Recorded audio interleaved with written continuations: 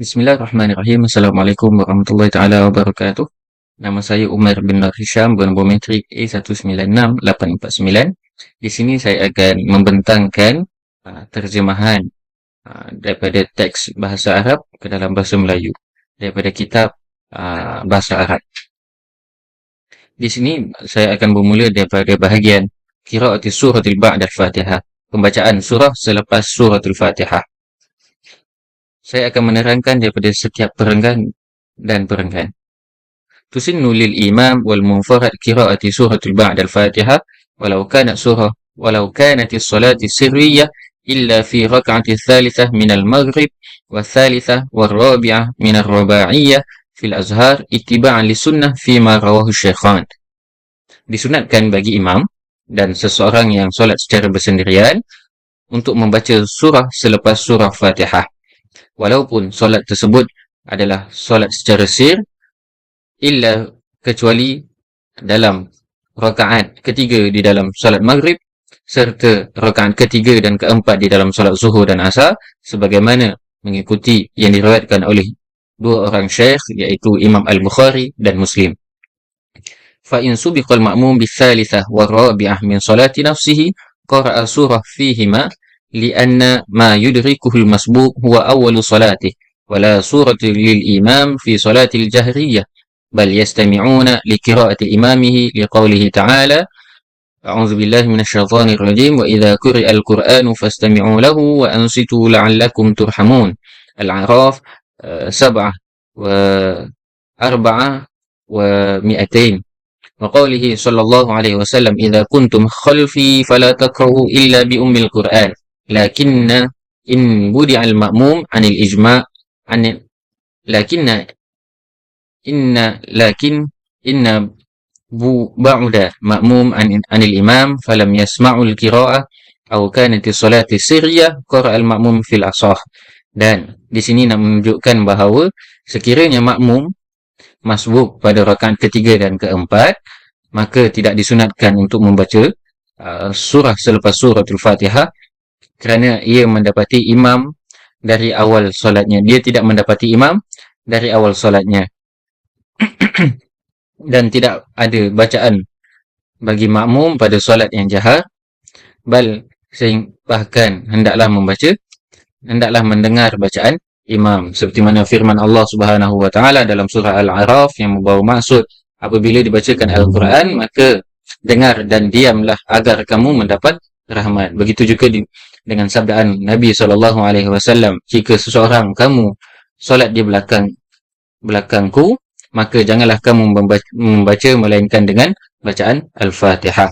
Namun sekiranya makmum berada berjauhan daripada imam dan dia tidak mendengar bacaan imam, maka dibolehkan untuk membaca suratul Fatihah. Kemudian kita masuk kepada bahagian yang kedua, iaitu al-jahru bil Quran fi solatih, iaitu bacaan jahar Al-Quran, bacaan yang dikeraskan, yang diterangkan di dalam solat. Yastahibbu lil imam wal munfarad al-jahru fi sabah wal awwaliyin min al-maghrib wal isya wa lil imam al-jum'ah ittiba'an lis sunnah wal ijma'il fil imam wal qiyas alayhi fil munfarad wa yasirru kullu minhuma فيما عدا ذلك في الصلاة المؤادة أما الصلاة المقضية فيجهر ليلا ويسر نهارا. Dan di sini membawa maksud disunatkan bagi imam dan seseorang yang solat secara bersendirian mengeraskan bacaannya pada solat subuh dan pada awal 2 rakaat di dalam solat maghrib dan isya, dan disunatkan juga pada imam di dalam solat Jumaat. Mengikut sunnah yang diamalkan oleh jumhur ulama, dan juga kias pada solat secara bersendirian. Semua selain solat-solat ini dibaca secara sir, termasuk solat qada. Jika dilakukan pada siang hari, maka ia perlulah dibaca secara sir dan dijaharkan pada waktu malam, sekiranya dilakukan pada waktu malam. Kemudian kita masuk kepada bahagian yang seterusnya, iaitu as-suwaru makru'ah fi solat, iaitu surah-surah yang dibaca di dalam solat. يسن للصباح والظهر طول المفصل كالحجرات واقتربت والرحمن إلى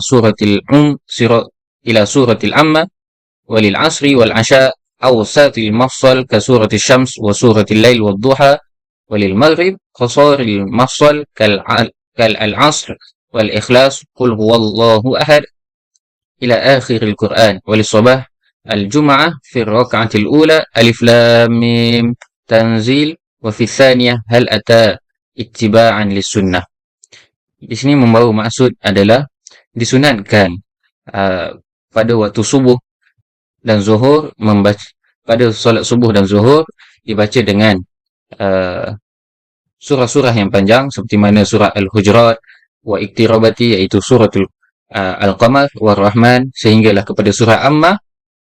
Dan pada waktu asar dan isyak disunatkan membaca surah-surah yang pertengahan sederhana panjangnya seperti mana surah Asy-Syams dan surah Al-Lail dan Duha. Dan pada waktu maghrib dan asar disunatkan membaca surah Al-Asr dan surah Al-Ikhlas sehinggalah kepada akhir Al-Quran, iaitu surah An-Nas. Dan disunatkan juga untuk membaca pada subuh Jumaat, pada rakaat pertama disunatkan membaca surah As-Sajdah, dan pada rakaat kedua disunatkan untuk membaca surah Al-Insan. Kemudian kita masuk kepada bahagian yang seterusnya, iaitu rukun yang kelima, iaitu ar-ruku'. Iaitu kita masuk kepada rukun yang kelima, iaitu bahagian ruku'. Wa aqlihi ayyunahini qadara bulughu rahataihi rukbataihi bi tama'ninati bihaitsu yanfasilu rafa'ahu min ruku'ihi an hawihi suqutihi wa la yaqsidu bihi ghairi falau hawa litilawatihi faja'alahu ruku'an lam yakuf li'annahu sarafa ila ghairi. Di sini membawa maksud jika seseorang di dalam rukuk hendaklah dia untuk membengkokkan sedikit badannya sehingga tapak tangannya sampai ke lutut dan berhenti seketika. Bihaisu, dan sekiranya seseorang terjatuh dan terlepas ataupun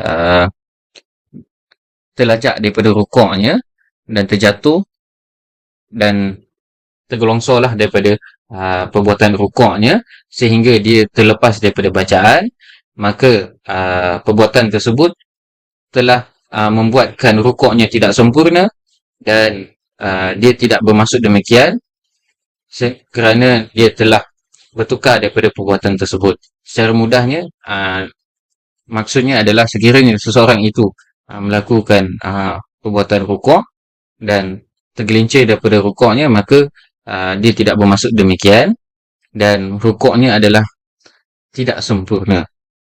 Wa tama'ninah syarata bihaitsu tastaqirra a'dha'uhu raki'an li hadithil masii salatil mutaqaddim thumma rka' hatta tatma'inna raki'an.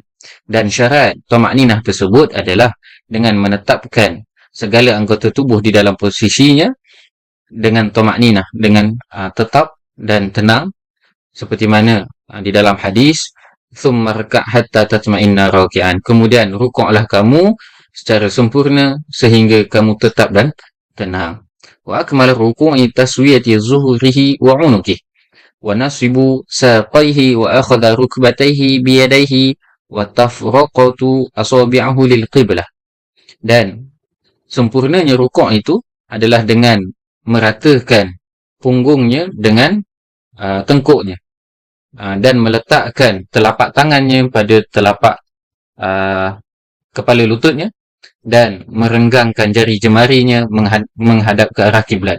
Wa yakbiru fi ibtida'i hawaihi lirruku'i wa yarfa'u yadayhi ka ihramihi li thubuti dhalik fi sahihaini an fi'lihi sallallahu alaihi wasallam wa yaqulu subhana rabbiyal azimi wa bihamdihi thalithan itba'an lis-sunnah fima rawahu Muslim. Dan dia hendaklah bertakbir pada awal rukuk dan mengangkat tangan seperti mana takbiratul ihram, dan telah ditetapkan juga di dalam seperti mana di dalam dua sahih daripada perbuatan Nabi SAW, dan dia mengatakan subhana rabbiyal azimi wa bihamdih sebanyak 3 kali mengikut sunnah seperti mana yang diriwayatkan oleh Imam Muslim. Wa an Uqbah bin Amir qala lima nazalat fasabbih bismi rabbikal azimi qala Rasulullah sallallahu alaihi wasallam ij'aluha fi ruku'ikum qala wa lima nazalat sabbih isma rabbikal a'la qala ij'aluha fi sujudikum wa zaid ala dhalik wa bihamdih itba'a li sunnah fima rawahu Muslim. Di sini membawa maksud dan daripada Uqbah bin Amir mengatakan ketika ayat fasabbih bismi rabbikal azim dengan bermaksud maka bertasbihlah dengan nama Tuhanmu yang maha besar, Rasulullah SAW bersabda jadikanlah ia sebahagian daripada rukukmu. Beliau bersabda dan tak kala diturunkan ayat daripada surah Al-A'la ayat pertama sabbih isma rabbikal a'la, tasbihlah nama Tuhanmu yang maha tinggi, dan dia berkata jadikanlah ia sebahagian daripada sujudmu, dan di samping itu dan dengan pujiannya ditambah mengikut sunnah seperti mana yang diriwayatkan oleh Abu Dawud. Wa yazidul munfaridi lal imam wa imami qaumi mahsuraini radu bitatwil Allahumma laka raka'tu wa bika amantu wa laka aslamtu khashi'a laka sam'i wa basari wa mukhi wa azmi wa asbi wa sya'ri wa bashari wa mastaqallat bihi qadami lillahi rabbil alamin.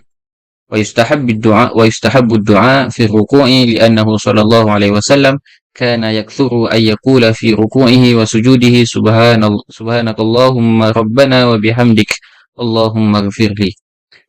Ini membawa maksud dan disunatkan menambah bagi seseorang yang solat secara bersendirian dan bukan imam dan bukan sekumpulan orang yang berpuas hati dengan untuk memanjangkannya dengan membaca doa Allahumma laka raka'tu wa bika amantu wa laka aslamtu sehinggalah akhir doa tersebut yang membawa maksud ya Allah, kepadamu aku bersujud, kepadamu aku beriman, dan kepadamu aku berserah diri. Pendengaranku, penglihatanku, otakku, tulangku, sarafku, rambutku, kulitku, dan segala yang dipijak kakiku adalah rendah hati di hadapanmu. Tuhanku adalah Tuhan semesta alam.